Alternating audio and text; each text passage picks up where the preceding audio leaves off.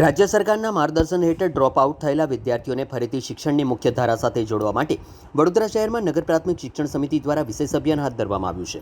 આ અભિયાનને સકારાત્મક પરિણામ મળતા અત્યાર સુધીમાં 2876 વિદ્યાર્થીઓને ફરીથી શાળામાં પ્રવેશ અપાવવામાં સફળતા મળી છે. મળતી માહિતી મુજબ વિવિધ કારણોસર ભણતર છોડીને બેઠેલા અથવા શિક્ષણ યાત્રા વચ્ચે જ અટકાવી દીધેલા વિદ્યાર્થીઓને ફરીથી શાળામાં લાવવા માટે શહેરમાં 19 અલગ અલગ ટીમો બનાવવામાં આવી છે.